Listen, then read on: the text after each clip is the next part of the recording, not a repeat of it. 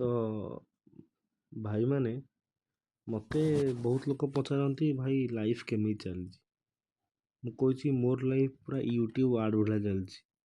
ଖାଲି ସ୍କିପ୍ କରିବାକୁ ହିଁ ଚେଷ୍ଟା କରୁଛି, କିନ୍ତୁ ହଠାତ୍ ଗୋଟେ 30 ସେକେଣ୍ଡର ସାଲାରୀ ବାଲା ଆଡ଼୍ ଆସେ, ଖୁସି ଲାଗେ ଆଉ ପୁଣି ସେଇଆ ଲାଷ୍ଟକୁ ପଭର୍ଟି ମାନେ ଗରିବ ହବାଟା କନଫର୍ମ। ଯେତେବେଳେ ସାଲାରୀର ଫାଷ୍ଟ ଡେଟ୍ ଆସିଯାଏ ମାନେ ସବୁ ଭଳିଆ ଲାଗେ, ମାନେ ସବୁଦିନ ଲାଗେ ଏମିତି ମାସର 1 ତାରିଖ ଭଳିଆ। ଫୋନ୍‌ରେ ଟିଙ୍କ୍ କରିକି ଗୋଟେ ମେସେଜ୍ ଆସିଯିବ ଆମାଉଣ୍ଟ କ୍ରେଡିଟେଡ୍ ବୋଲି। ସେଇ ସମୟରେ କନଫିଡେନ୍ସ ଦେଖିଲେ ଲାଗିବ ମୁଁ ହିଁ ଅମ୍ବାନୀର ନୂଆ ଭାଇ କି। ଅଫିସରେ ବସ୍‌କୁ ବି ମୁଁ ଏମିତି ଦେଖେ ଯେମିତି ମୁଁ କମ୍ପାନୀଟା କିଣିବାକୁ ଆସିଛି। ଅଟୋବାଲାକୁ ପଚାରେ ଭାଇ ଷ୍ଟେସନ ଯିବ? ଅଟୋବାଲା କହେ 50 ଟଙ୍କା। ମୁଁ କହେ ଆବେ 100 ରଖ, ଖୁଚୁରା ନାହିଁ ମୋ ପାଖରେ। କିନ୍ତୁ ସେ ଖୁସି ମାତ୍ର 48 ଘଣ୍ଟିଆ। ତାପରେ ଷ୍ଟାର୍ଟ ହୁଏ ହଙ୍ଗର ଗେମ୍ସ, ମିଡିଲ୍ କ୍ଲାସ୍ ଏଡିସନର। ମାନେ ଫାଷ୍ଟ 1 ତାରିଖରୁ 5 ତାରିଖ ପର୍ଯ୍ୟନ୍ତ ସ୍ୱିଗି, ଜୋମାଟୋ, ଷ୍ଟାରବକ୍ସ। 5 ତାରିଖରୁ 10 ତାରିଖ ପର୍ଯ୍ୟନ୍ତ ଢାବା, ମିଲ୍ ସିଷ୍ଟମ୍। 15ରୁ 20 ତାରିଖ ପର୍ଯ୍ୟନ୍ତ ମା ହାତର ରନ୍ଧା, ନହେଲେ ନିଜେ ମ୍ୟାଗି ବନେଇ ଖାଇଦେବ। ଆଉ 25ରୁ 30 ତାରିଖ ପର୍ଯ୍ୟନ୍ତ ଛତୁଆ, ଚୁଡ଼ା ଗୁଣ୍ଡ, ଏଇଥିରେ ବଞ୍ଚିବା, ଖାଲି ପାଣି ପିଇକି ବଞ୍ଚିବା କଥା ଆଉ, ବିସ୍କୁଟ୍ ପାଣି। ଆଉ ଅସଲି ଦୁଃଖ କିଏ ଦିଏ ଜାଣିଛ? ବ୍ୟାଙ୍କ ବାଲା।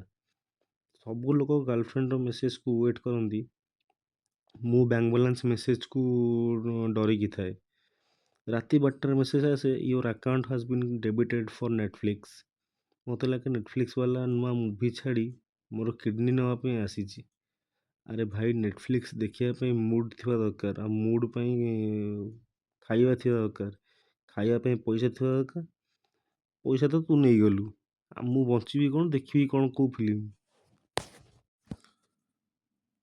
ତାପରେ ଆସିଲା ଆମର ଘର ମାଲିକ ପଣ୍ଡା ବାବୁ। ତାଙ୍କ ପାଖରେ ଗୋଟେ ସୁପର ନ୍ୟାଚୁରାଲ ପାୱାର ଅଛି। ବ୍ୟାଙ୍କ ଆକାଉଣ୍ଟରେ ପଇସା ପଡ଼ିବାର 1 ମିନିଟ୍ ପୂର୍ବରୁ ସେ ଗେଟ୍ ପାଖରେ ଠିଆ ହେଇଯାଇଥିବେ। ମୁଁ ପଚାରେ ସେଦିନ ଅଙ୍କଲ ଆପଣ ଜାଣିଲେ କେମିତି? ଅଙ୍କଲ କହନ୍ତି ଆବେ ତୋର ସାଲାରୀ ଆସିଲେ ତୋର ଚାଲି ବଦଳିଯାଏ। ତୁ ଯେମିତି ଗେଟ୍ ଖୋଲୁ ମୁଁ ବୁଝିଯାଏ କି ଧନଲକ୍ଷ୍ମୀ ଆସିଗଲେ ତୋ ପାଖକୁ।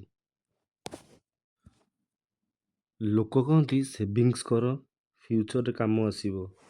ଆବେ ପ୍ରେଜେଣ୍ଟରେ ହିଁ କାମ ମିଳୁନି, ଫ୍ୟୁଚରରେ କଥା କ'ଣ କହୁଛ? ମାନେ ମୋର ସେଭିଙ୍ଗସ୍ ମାନେ କ'ଣ ଜାଣିଛନ୍ତି? ପ୍ୟାଣ୍ଟ ପକେଟରେ ଭୁଲରେ ରହିଯାଇଥିବ ଗୋଟେ 10 ଟଙ୍କିଆ ନୋଟ୍। ସେଇ 10 ଟଙ୍କା ମିଳିଲେ ଯେମିତି ଲାଗେ ଲଟେରୀ ଲାଗିଗଲା। ଆଉ ସାଲାରୀ ହେଉଛି ଗୋଟେ ଗେଷ୍ଟ ଭଳିଆ, ଆସେ ବହୁତ ଜୋରରେ କିନ୍ତୁ ରହିଯାଏ ବହୁତ କମ୍ ସମୟ ପାଇଁ। ତାକୁ ବାଏ କହିବା ପୂର୍ବରୁ ସେ ନୂଆ ରାସ୍ତା ଖୋଜିକି ସାରିଥାଏ। ମାନେ ଯଦି ରାସ୍ତାରେ କିଏ ଦେଖା ହେଇଗଲା, ଲୋକ ମୋତେ ପଚାରିଥିଲା ଭାଇ ଲାଇଫ୍ କେମିତି ଚାଲିଛି, ମୁଁ ତାକୁ ସିଧା ମୁହଁରେ କହିଦେଉଛି ଭାଇ ମୋର ଲାଇଫ୍ ପୁରା ସେ ଟିଙ୍ଗ ସାଉଣ୍ଡ ଉପରେ ଚାଲୁଛି। ମାସ ସାରା ଗୋଟେ ସେଇ ଟିଙ୍ଗକୁ ମୁଁ ମେସେଜ ସାଉଣ୍ଡକୁ ୱେଟ୍ କରେ, ଆଉ ସେ ମେସେଜ ଦେଖିବା ପାଇଁ ୟୋର୍ ଆକାଉଣ୍ଟ ହାଜ୍ ବିନ୍ କ୍ରେଡିଟେଡ୍। ତାପରେ ମାସ ଯାକ ସେ EMI, ରେଣ୍ଟ, ଏ ଖର୍ଚ୍ଚ ସେ ଖର୍ଚ୍ଚ, ଇଲେକ୍ଟ୍ରିସିଟି, ପାଣି ବିଲ୍, ଏଗୁଡ଼ା ସବୁ ଚାଲିଥାଏ।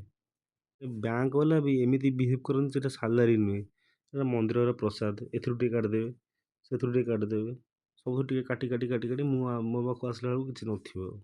ଆଉ ମାସ ଶେଷଟା ମାସ ଶେଷ ନୁହେଁ, ସେଟା ମ୍ୟାନ୍ ଭର୍ସେସ୍ ୱାଇଲ୍ଡର ଫେଜ୍ ଚାଲିଥାଏ। ଖାଲି ବ୍ୟାଙ୍କ ବାଲାନ୍ସ ଚେକ୍ କରି କରି କରି କରି ଗୋଟେ ମାନେ ହରର ମୁଭିର କ୍ଲାଇମାକ୍ସ ଭଳିଆ ଲାଗୁଥିବ। ଯଦି ଭୁଲରେ ତୁମେ ଚେକ୍ କରିବାକୁ ପଳେଇବ ATMକୁ, ATM ସ୍କ୍ରିନ୍ ବି ତୁମକୁ ଦେଖିକି ହସୁଥିବ।